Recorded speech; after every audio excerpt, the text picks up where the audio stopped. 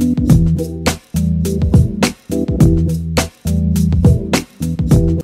Friends, ನಾನು Nagaveni Achar. Welcome to my kitchen. Friends, ಇವತ್ತಿನ recipe ಹೆಸರು ಕಾಳಿನ ದೋಸೆ. ಇದನ್ನು ತೆಲುಗುಲಿ ಪೆಸರೆಟ್ಟು ಅಂತ ಕೂಡ ನಾವು ಹೇಳ್ತೀವಿ. ಇದಕ್ಕೆ ಏನೇನು ಬೇಕೋ ನೋಡ್ಕೊಳ್ಳೋಣ. ಈರುಳ್ಳಿ 3 ಈರುಳ್ಳಿ ತೊಗೊಂಡಿದ್ದೀನಿ. ಸ್ವಲ್ಪ ದಪ್ಪವಾಗಿ ಕಟ್ ಮಾಡಿ ಇಟ್ಕೊಂಡಿದ್ದೀನಿ. ಇದನ್ನು ರುಬ್ಬೋದಕ್ಕೆ ಹಾಕೊಳ್ಳೋದಕ್ಕೋಸ್ಕರ ಸ್ವಲ್ಪ ದಪ್ಪವಾಗಿ ಕಟ್ ಮಾಡಿ ಇಟ್ಕೊಂಡಿದ್ದೀನಿ. ಒಂದು ಅರ್ಧ ಹಿಡಿಯಷ್ಟು ಕೊತ್ತಂಬರಿ ಸೊಪ್ಪು, 2 ಟೇಬಲ್ ಸ್ಪೂನ್ ಕಾಯಿ ತುರಿ, 1 ಸ್ಪೂನ್ ಜೀರಿಗೆ. ಖಾರಕ್ಕೆ ನಾನಿಲ್ಲಿ ಹಸಿಮೆಣಸಿನ್ಕಾಯಿ ಒಂದು 5 ತೊಗೊಂಡಿದ್ದೀನಿ. 2 ಒಣಗಿದ್ದ ಮೆಣಸಿನ್ಕಾಯಿ ತೊಗೊಂಡಿದ್ದೀನಿ. ನೀವು ಖಾರಕ್ಕೆ ನೋಡಿಕೊಂಡು ತೊಗೊಳ್ಳಿ. ಮಕ್ಕಳು ಖಾರ ತಿನ್ನಲ್ಲ ಅಂದರೆ ಸ್ವಲ್ಪ ನೋಡಿಕೊಂಡು ಕಮ್ಮಿ ಹಾಕ್ಕೊಳ್ಳಿ. ಇಲ್ಲ ತಿಂತಾರೆ ಅಂದರೆ ಸರಿ ಒಂದು 5 ಹಾಕ್ಕೊಳ್ಳಿ. ಬೆಳ್ಳುಳ್ಳಿ ಒಂದು 7 ರಿಂದ 8 ಎಸಳು ತೊಗೊಂಡಿದ್ದೀನಿ. ಶುಂಠಿ 1 ಇಂಚ್ ಕಟ್ ಮಾಡಿ ಇಟ್ಕೊಂಡಿದ್ದೀನಿ. ಅಕ್ಕಿ ತೊಗೊಂಡಿದ್ದೀನಿ 1 ಕಪ್. ಉಪ್ಪು ರುಚಿಗೆ ತಕ್ಕಷ್ಟು. ಮತ್ತು ನಾನಿಲ್ಲಿ ಹೆಸರು ಕಾಳು ದೋಸೆ ಆದ್ದರಿಂದ ಹೆಸರು ಕಾಳನ್ನು ನಾನು 1 ಬೌಲಷ್ಟು ತೊಗೊಂಡಿದ್ದೀನಿ. ದೊಡ್ಡದು 1 ಬೌಲಷ್ಟು ತೊಗೊಂಡಿದ್ದೀನಿ. ಬರೀ ಹೆಸರು ಕಾಳಲ್ಲೇ ಕೂಡ ಮಾಡ್ಬೋದು, ಇಲ್ಲಾಂದ್ರೆ ಇದ್ರ ಜೊತೆಗೆ ಸ್ವಲ್ಪ ಅಕ್ಕಿ ಕೂಡ ಸೇರಿಸ್ಕೊಂಡು ಮಾಡ್ಬೋದು.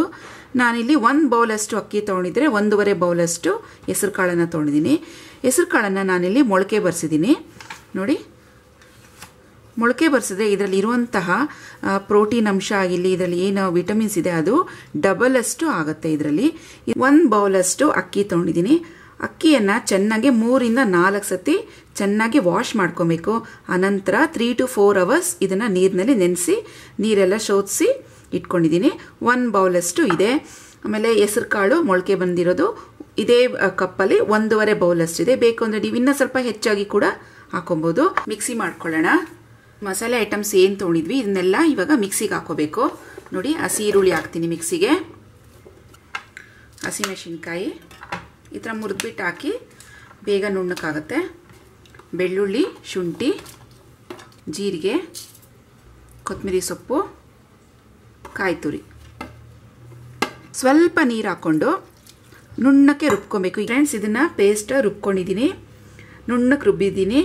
ಇವಾಗ ಇದೇ ಮಿಕ್ಸಿ ಜಾರ್ಗೆ ಅಕ್ಕಿ ಮತ್ತು ಹೆಸರು ಕಾಳನ್ನು ಹಾಕಿ ರುಬ್ಕೊಳ್ಳೋಣ.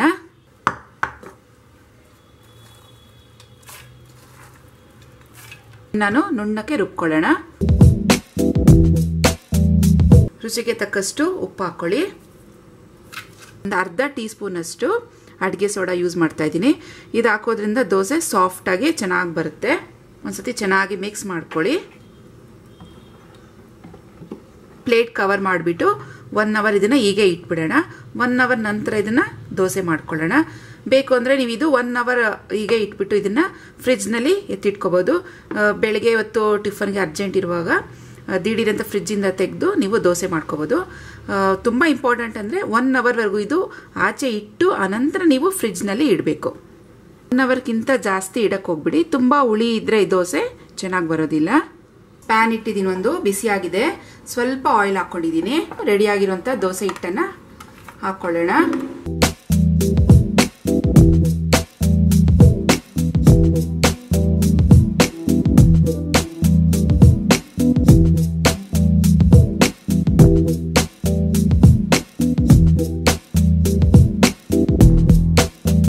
ಇದ್ರ ಮೇಲೆ ಸ್ವಲ್ಪ ತುಪ್ಪ ಹಾಕ್ಕೊಳ್ಳಿ. ಬೇಕು ಅಂದರೆ ತುಪ್ಪ ಹಾಕೋದ್ರಿಂದ ಟೇಸ್ಟ್ ತುಂಬಾ ಚೆನ್ನಾಗಿರುತ್ತೆ. ಹಪ್ಪ ಮಾಡೋಕ್ಕೆ ತೋರಿಸ್ತೀನಿ ನೋಡಿ. ಈ ಥರ ಚಿಕ್ಕದಾಗಿ ಹಾಕ್ಕೊಳ್ಳಿ. ಸ್ವಲ್ಪ ಈರುಳ್ಳಿ ಹಾಕೋತೀನಿ, ಸ್ವಲ್ಪ ಕ್ಯಾರೆಟ್ ತುರಿ,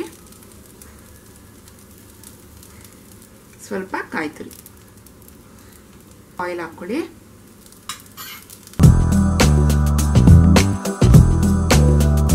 ಬೇಕಾದರೆ ಹೀಗೆ ಸರ್ವ್ ಮಾಡ್ಬೋದು, ಇಲ್ಲಾಂದರೆ ಇದನ್ನ ಒಂದ್ಸತಿ ಈ ಥರ ಟರ್ನ್ ಮಾಡ್ಕೊಳ್ಳಿ. ಸ್ವಲ್ಪ ಗೀ ಹಾಕ್ಕೊಳ್ಳಿ. ನೋಡಿ, ಈ ಥರ ಚಿಕ್ಕದು ಮಾಡ್ಕೊಳ್ಳಿ. ಮಕ್ಕಳಿಗೆ ತುಂಬಾ ಇಷ್ಟ ಆಗುತ್ತೆ. ನೋಡೋಕ್ಕೆ ಕಲರ್ಫುಲ್ ಆಗು ಚೆನ್ನಾಗಿರುತ್ತೆ. ನೋಡಿ, ಆನಿಯನ್ ಉತ್ತಪ್ಪ ಕೂಡ ರೆಡಿ ಆಯಿತು. ಫ್ರೆಂಡ್ಸ್, ಹೆಸರು ಕಾಳಿನ ದೋಸೆ ರೆಡಿ ಆಯಿತು. ಸೆಟ್ ದೋಸೆ ಮಾಡೋಕ್ಕೆ ಅಳತೆ ಹೇಳ್ತೀನಿ, ನೋಡ್ಕೊಳ್ಳಿ. ನಾನಿಲ್ಲಿ 1 ಕಪ್ಪು ದೋಸೆ ಅಕ್ಕಿ ತೊಗೊಂಡಿದ್ದೀನಿ. ಅಂದರೆ ದೋಸೆ ಇಡ್ಲಿಗೆ ಮಾಮೂಲಿ ನಾವು ಯಾವ ಅಕ್ಕಿ ಯೂಸ್ ಮಾಡ್ತೀವೋ ಆ ಅಕ್ಕಿನ ನಾನು 1 ಕಪ್ ತೊಗೊಂಡಿದ್ದೀನಿ. ಅಕ್ಕಿ 1 ಕಪ್ ಇದ್ದರೆ ನೀವು 3 ಅಳತೆಯಷ್ಟು ನೀವು ಕಡಲೆಪುರಿನ ತೊಗೋಬೇಕಾಗ್ತದೆ. ಅಂದರೆ ನೀವು ಯಾವ ಕಪ್ಪಲ್ಲಿ ಅಕ್ಕಿ ತೊಗೊಂಡಿದ್ದೀರೋ ಅದೇ ಸೇಮ್ ಕಪ್ ಮೆಜರ್ಮೆಂಟಲ್ಲಿ ನೀವು 3 ಕಪ್ಪಷ್ಟು ನೀವು ಈ ಕಡಲೆಪುರಿನ ತೊಗೊಬೇಕು. ನೋಡಿ 1 ಟೇಬಲ್ ಸ್ಪೂನು ಉದ್ದಿನಬೇಳೆ ಆದರೆ ಸಾಕಾಗತ್ತೆ. ನಾನೀಗ 1 ಟೇಬಲ್ ಸ್ಪೂನ್ ಉದ್ದಿನಬೇಳೆ ತೊಗೊಂಡಿದ್ದೀನಿ. ಇಷ್ಟು ಅಳತೆಗೆ ಇಷ್ಟು ಉದ್ದಿನಬೇಳೆ ಸಾಕಾಗತ್ತೆ. ಇದನ್ನು ಫಸ್ಟು ನಾವು ಅಕ್ಕಿನ ಚೆನ್ನಾಗಿ ತೊಳ್ಕೊಬೇಕು. ಚೆನ್ನಾಗಿ ತೊಳ್ಕೊಂಡು ಅದ್ರ ಜೊತೆಗೇ ನಾವು ಅಕ್ಕಿ ಈ 3 ಗ್ಲಾಸ್ ಅಷ್ಟು ಕಡಲೆಪುರಿನ ಉದ್ದಿನಬೇಳೆನ ಎಲ್ಲ ಒಟ್ಟಿಗೆ ಹಾಕಿ ನಾವು ಸುಮಾರು 5 ಗಂಟೆ ಕಾಲದಷ್ಟು ನೆನೆಸಿಡ್ಬೇಕಾಗ್ತದೆ. 5 ಗಂಟೆ ಕಾಲ ಚೆನ್ನಾಗಿ ನೆಂದ ಮೇಲೆ ಅದನ್ನು ನುಣ್ಣಗೆ ರುಬ್ಕೊಬೇಕು. ಇವಾಗ ನಾಳೆ ಬೆಳಗ್ಗೆ ತಿಂಡಿ ಮಾಡ್ತೀವಿ ಅಂದರೆ ಇವತ್ತು ಮಧ್ಯಾಹ್ನ ನೆನೆ ಹಾಕಿ ಇವತ್ತು ರಾತ್ರಿಗೆ ರುಬ್ಕೊಂಡು ನುಣ್ಣಕ್ಕೆ ರಾತ್ರಿನೇ ನೀವು ಈ ರುಬ್ಬಿರೋ ಹಿಟ್ಟಿಗೆ ನೋಡಿ ಅರ್ಧ ಚಮಚದಷ್ಟು ಅಡುಗೆ ಸೋಡಾ ಆದರೆ ಸಾಕು. ನೋಡಿ 1 ಸ್ಪೂನ್ಗಿಂತ ಅರ್ಧದಷ್ಟಿದೆ. ಈ ಅಡುಗೆ ಸೋಡಾನ ರಾತ್ರಿನೇ ನೀವು ರುಬ್ಬಿರೋ ಅಂತಹ ಹಿಟ್ಟಿಗೆ ದೋಸೆ ಹಿಟ್ಟಿಗೆ ರಾತ್ರಿನೇ ಕಲಸಿಟ್ಬಿಡ್ಬೇಕು. ಇದ್ರ ಜೊತೆಗೆ ರುಚಿಗೆ ತಕ್ಕಷ್ಟು ಉಪ್ಪು ಎಷ್ಟು ಬೇಕಾಗುತ್ತೋ ರಾತ್ರಿನೇ ಉಪ್ಪು ಸೋಡಾ ಹಾಕಿ ನೀವು ಕಲಸಿಟ್ಬಿಟ್ಟು ಸುಮಾರು 7ರಿಂದ 8 ಗಂಟೆ ಕಾಲದಷ್ಟು ಅದು ಚೆನ್ನಾಗಿ ಫರ್ಮೆಂಟ್ ಆಗಬೇಕು. ಅಂದರೆ ಚೆನ್ನಾಗಿ ಹುಳಿ ಬರಬೇಕು. ನಾವು ಎಷ್ಟು ಚೆನ್ನಾಗಿ ಅದನ್ನು ಫರ್ಮೆಂಟ್ ಆಗಕ್ಕೆ ಬಿಡ್ತೀವೋ ಅದಷ್ಟು ಚೆನ್ನಾಗಿ ದೋಸೆ ಸ್ಪಾಂಜಿಯಾಗಿ ಸಾಫ್ಟಾಗಿ ಬರುತ್ತೆ. ಈಗ ನಾನು ಈ ದೋಸೆ ಹಿಟ್ಟನ್ನ ರುಬ್ಕೊಂಡು ರಾತ್ರಿನೇ ಅಡುಗೆ ಸೋಡಾ ಹಾಕಿ ಇಟ್ಬಿಡ್ತೀನಿ. ಚೆನ್ನಾಗಿ ಹುಳಿ ಬಂದಿದೆ ನೋಡಿ. ಈ ಹದಕ್ಕೆ ಬಂದರೆ ಸಾಕು ನಿಮಗೆ. ಇವಾಗ ಇದನ್ನು ದೋಸೆ ಹಾಕೋದು ಹೇಗೆ ಅಂತ ತೋರಿಸ್ಕೊಡ್ತೀನಿ. ಚೆನ್ನಾಗಿ ಕಾದಿದೆ. ಚೆನ್ನಾಗಿ ಹಂಚು ಕಾದಿದ್ರೆ ದೋಸೆ ತುಂಬ ಚೆನ್ನಾಗಿ ಬರುತ್ತೆ. ಈಗ ಸ್ವಲ್ಪ ಸ್ಟವ್ನ ಸಿಮ್ ಮಾಡ್ಕೊತೀನಿ. ನೋಡಿ ಈಗ ಮೊದಲಿಗೆ 1-2 ಸ್ಪೂನ್ ಎಣ್ಣೆ ಹಾಕೊಂಡಿರ್ತಾರ ಸವರ್ಕೊಳ್ಳಿ. ಇದಕ್ಕೆ ನೋಡಿ ದೋಸೆ ಹಿಟ್ಟನ್ನ ಈ ಥರ ಒಂದೇ ಕಡೆ ಬಿಡಬೇಕು. ಮಾಮೂಲಿ ದೋಸೆಗೆ ನಾವು ಹಿಂಗೆ ಸ್ಪ್ರೆಡ್ ಮಾಡ್ತೀವಲ್ವ ಆ ಥರ ಮಾಡಬಾರ್ದು. ನೋಡಿ 1ರಿಂದ 1.5 ಸೌಟಾದರೆ ಸಾಕು. ಈ ಥರ ಮುಚ್ಚಳ ಮುಚ್ಚಿ ಬೇಯಿಸ್ಬೇಕಾಗತ್ತೆ. ನೋಡಿ ದೋಸೆ ಆಗಿದೆ. ಈಗ ಮಡ್ಚಾಕ್ತೀನಿ ನೋಡಿ ಅಷ್ಟೇ. ಈ ದೋಸೆ ತೆಳು ಇರಬಾರ್ದು. ಇದು ಬ್ರೆಡ್ ಥರ ದಪ್ಪನಾಗಿ ಇರಬೇಕು. ಸೆಟ್ ದೋಸೆ ಅಂದರೆ ಸ್ವಲ್ಪ ದಪ್ಪಕ್ಕೆ ಇರುತ್ತೆ ಇದು. ನೋಡಿ ಫ್ರೆಂಡ್ಸ್, ಇವಾಗ ಈ ಕಡೆ ಬೆಂದಿದೆಯಾ ನೋಡೋಣ. ನೋಡಿ ಈ ಕಡೆ ಚೆನ್ನಾಗಿ ರೋಸ್ಟ್ ಆಗಿ ಬಂದಿದೆ, ಚೆನ್ನಾಗಿ ಬೆಂದಿದೆ. ಇವಾಗ ಇದನ್ನು ತೆಗೆದ್ಬಿಡೋಣ. ಮಂಡಕ್ಕಿ ಸೆಟ್ ದೋಸೆ ರೆಡಿ ಆಯಿತು. ಬೇಳೆಗಳ ಅಡೆ ದೋಸೆಯನ್ನು ಮಾಡಿ ತೋರಿಸ್ತಾ ಇದ್ದೀನಿ.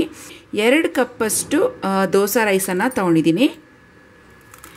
2 ಕಪ್ ದೋಸೆ ರೈಸ್ಗೆ ಅರ್ಧ ಕಪ್ಪಷ್ಟು ಹೆಸರುಬೇಳೆ, 1 ಕಪ್ಪಷ್ಟು ಕಡಲೆಬೇಳೆ,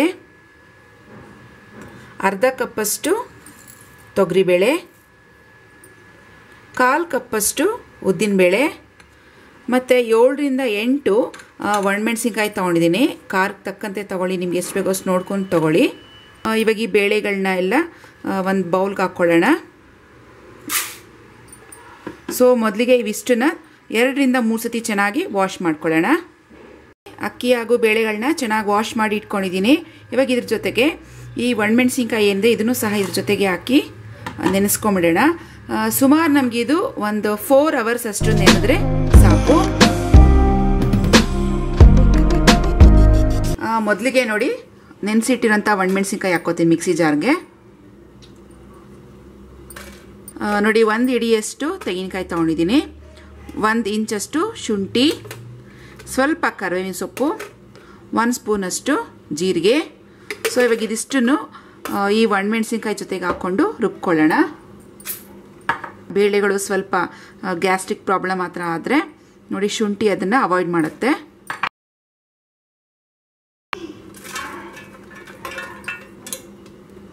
ಇವಾಗ ಇದಿಷ್ಟನ್ನು ರುಬ್ಕೊಳ್ಳೋಣ. ನೋಡಿ ಇದು ರುಬ್ಬಿದಾಗಿದೆ.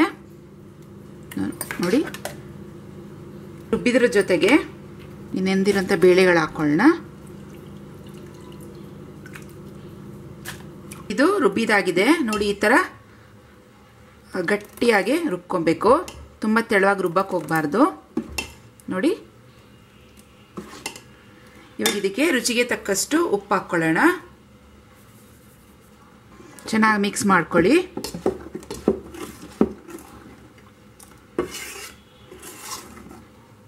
ಫ್ರೆಂಡ್ಸ್, ಇದು ಇನ್ಸ್ಟೆಂಟಾಗಿ ಮಾಡ್ಕೊಬೋದು.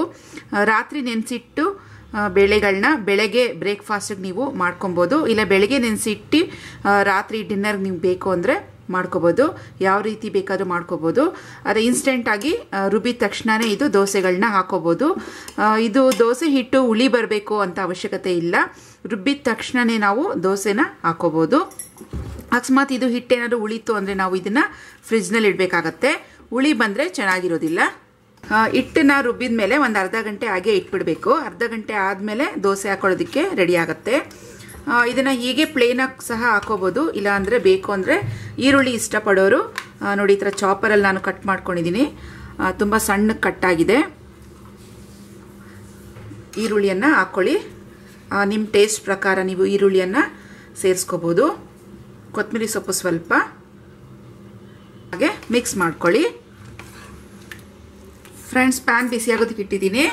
ಇದಕ್ಕೆ 1 ಸ್ಪೂನಷ್ಟು ಆಯಿಲ್ ಹಾಕ್ಕೊಳ್ಳಿ.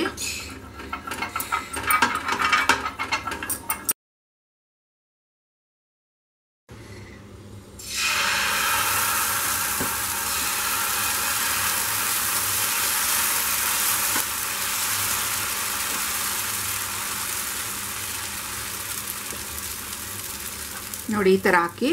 ತುಂಬ ದಪ್ಪನೂ ಇರಬಾರ್ದು, ತುಂಬ ತೆಳುವಾಗೂ ಇರಬಾರ್ದು. ರೆಗ್ಯುಲರ್ ದೋಸೆ ಹೇಗೆ ಮಾಡ್ಕೊತೀವೋ ಆ ರೀತಿಯಾಗಿ ಮಾಡ್ಕೊಳ್ಳಿ. ಒಂದು ತಟ್ಟೆ ಮುಚ್ಚಿಕ್ಕಣ.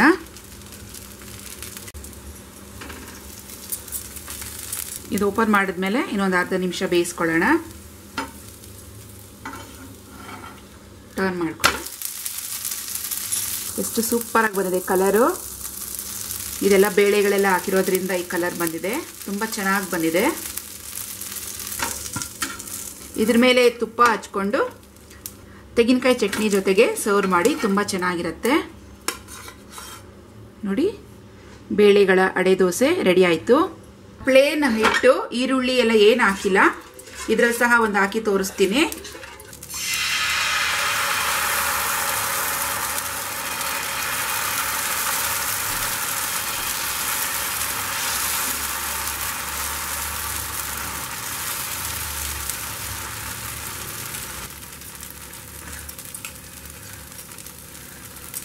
ನೋಡಿ, ತೆಳುವಾಗಿ ಸಿಮ್ ಫ್ಲೇಮ್ನಲ್ಲಿ 3 ನಿಮಿಷ ಬೇಯಿಸಿದ್ದೀನಿ.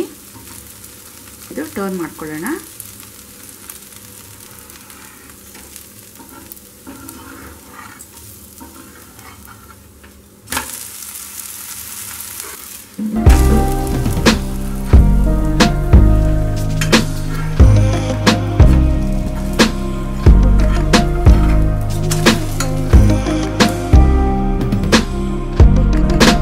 ಫ್ರೆಂಡ್ಸ್, ಇವತ್ತು ಕಡಲೆಬೇಳೆ ದೋಸೆ ಮಾಡೋಣ.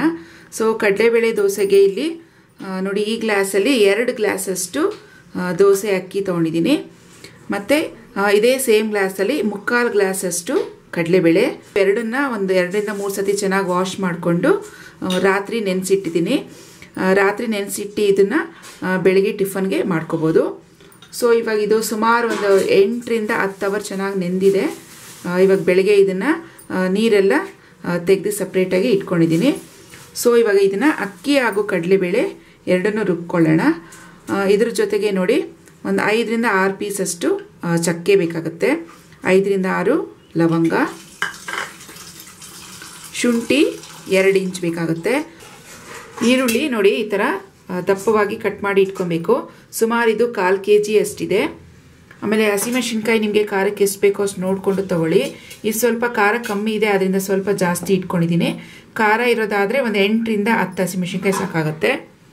ಬೆಳ್ಳುಳ್ಳಿ 2 ಸಿಪ್ಪೆ ಬಿಡಿಸಿ ಇಟ್ಕೊಂಡಿದ್ದೀನಿ. ತೆಂಗಿನಕಾಯಿ ತುರಿ ಅರ್ಧ ಚಿಪ್ಪಷ್ಟು ಬೇಕಾಗುತ್ತೆ. ನೋಡಿ, ಅಕ್ಕಿ, ಚಕ್ಕೆ, ಲವಂಗ, ಶುಂಠಿ ಇದಿಷ್ಟನ್ನು ಮೊದಲಿಗೆ ನುಣ್ಣಗೆ ರುಬ್ಕೊಂಬಿಡೋಣ. ಅದೇ ಮಿಕ್ಸಿ ಜಾರ್ಗೆ ಕಡಲೆಬೇಳೆ ನೆಂದಿರೋಂಥದ್ದನ್ನ ಹಾಕಿದ್ದೀನಿ. ಸೊ ಈ ಕಡಲೆಬೇಳೆ ಜೊತೆಗೆ ಕಲ್ಲುಪ್ಪು ರುಚಿಗೆ ತಕ್ಕಷ್ಟು. ಇವಾಗ ಇದಿಷ್ಟನ್ನು ನುಣ್ಣಗೆ ರುಬ್ಕೊಳ್ಳೋಣ. ಕಡಲೆಬೇಳೆ ಕೂಡ ರುಬ್ಬಿದಾಗಿದೆ.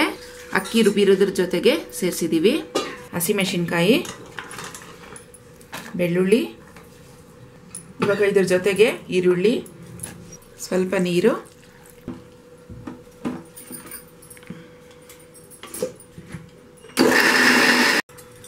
ನೋಡಿ ಈ ಥರ ಈರುಳ್ಳಿ ಹಾಕಿದ್ಮೇಲೆ ಈ ಥರ ಇಷ್ಟು ತರಿಯಾಗಿ ರುಬ್ಬಿದ್ರೆ ಸಾಕು, ತುಂಬ ನುಣ್ಣಗೆ ಕೂಡ ರುಬ್ಬಾರ್ದು ನೋಡಿ. ಇವಾಗ ಇದನ್ನು ರುಬ್ಬಿರೋಂಥ ಅಕ್ಕಿ ಕಡಲೆಬೇಳೆ ಜೊತೆಗೆ ಸೇರಿಸ್ಕೊಳ್ಳೋಣ. ತೆಂಗಿನಕಾಯಿ ತುರಿ ಸ್ವಲ್ಪ ನೀರನ್ನು ಹಾಕ್ಕೊಂಡು 1-2 ರೌಂಡ್ ರುಬ್ಕೋಬೇಕು, ನುಣ್ಣಗೆ ಬೇಡ.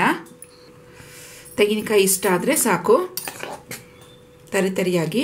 ಇವಾಗ ಇದನ್ನು ಕೂಡ ಅಕ್ಕಿ ಮಿಶ್ರಣಕ್ಕೆ ಸೇರಿಸ್ಕೊಂಡ್ಬಿಡೋಣ. ಇವಾಗ ಇದನ್ನೆಲ್ಲ ಒಟ್ಟಿಗೆ ಮಿಕ್ಸ್ ಮಾಡ್ಕೊಳ್ಳೋಣ. ಒಂದು ಇಡೀ ಆಗುವಷ್ಟು ಸಣ್ಣ ಕಟ್ ಮಾಡಿರೋಂಥ ಕೊತ್ತಂಬರಿ ಹಾಕೋಣ. ಸ್ವಲ್ಪ ಕೊತ್ತಂಬರಿ ಸೊಪ್ಪು ಜಾಸ್ತಿ ಹಾಕೋದು ಚೆನ್ನಾಗಿರುತ್ತೆ, ರುಚಿ. ಚೆನ್ನಾಗಿ ಮಿಕ್ಸ್ ಮಾಡ್ಕೋಬೇಕು. ದೋಸೆ ಹಿಟ್ಟಿನ ಹದ ಹೀಗಿರಬೇಕು ನೋಡಿ. ಈ ಥರ ದೋಸೆ ಪ್ಯಾನ್ ಇಟ್ಟಿದ್ದೀನಿ, ಬಿಸಿಯಾಗಿದೆ. ಇದ್ರ ಮೇಲೆ ದೋಸೆ ಹಾಕ್ಕೊಳ್ಳೋಣ ನೋಡಿ. ಈ ಥರ ತೆಳುವಾಗಿ ಹಾಕೋಣ. ಇದಕ್ಕೆ ಸ್ವಲ್ಪ ಆಯಿಲ್ ಹಾಕ್ಬಿಟ್ಟು ಇದನ್ನು ಸಿಮ್ ಫ್ಲೇಮ್ನಲ್ಲಿ ಬೇಯಿಸ್ಕೊಳ್ಳೋಣ. ಆವಾಗ ರೋಸ್ಟೆಡ್ ಆಗಿ ಚೆನ್ನಾಗಿ ಬರುತ್ತೆ. ಒಂದು ಲಿಡ್ ಕವರ್ ಮಾಡ್ಕೊಳ್ಳೋಣ. ಇದ್ರ ಮೇಲೆ ಒಂದು ಸ್ವಲ್ಪ ತುಪ್ಪ ಹಾಕ್ಕೊಳ್ಳೋಣ.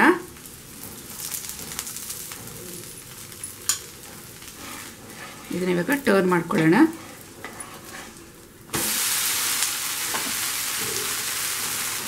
ಕಲರ್ ಸೂಪರಾಗಿ ಬಂದಿದೆ ಕಡಲೆಬೇಳೆ ದೋಸೆದು. ಕಡಲೆಬೇಳೆ ದೋಸೆ ಜೊತೆಗೆ ನಾವು ತುಪ್ಪ ಹಾಕೊಂಡು ತಿಂದರೆ ತುಂಬ ಚೆನ್ನಾಗಿರುತ್ತೆ. ಬೇಕು ಅಂದರೆ ನೀವು ಚಟ್ನಿ ಮಾಡ್ಕೋಬೋದು, ಇಲ್ಲಾಂದರೆ ಹಾಗೇ ತುಪ್ಪದ ಜೊತೆ ತಿನ್ಬೋದು, ತುಂಬ ಟೇಸ್ಟಿಯಾಗಿರುತ್ತೆ. ಅತ್ತೆ, ದೋಸೆ ಜೊತೆ ಕಾಂಬಿನೇಷನ್ ಏನು ಚೆನ್ನಾಗಿರುತ್ತೆ? ತುಪ್ಪ ಚೆನ್ನಾಗಿರುತ್ತೆ, ತುಪ್ಪ ತುಂಬ ರುಚಿಯಾಗುತ್ತೆ. ಬೇಕು ಅಂದವರು ಚಟ್ನಿ ಮಾಡ್ಕೋಬೋದು. ಹೌದಾ? ನೋಡಿ, ಕಡಲೆಬೇಳೆ ದೋಸೆ ಬಿಸಿ ಬಿಸಿಯಾಗಿ ಗರಿಗರಿಯಾಗಿ ರುಚಿಯಾಗಿ ರೆಡಿ ಆಯಿತು.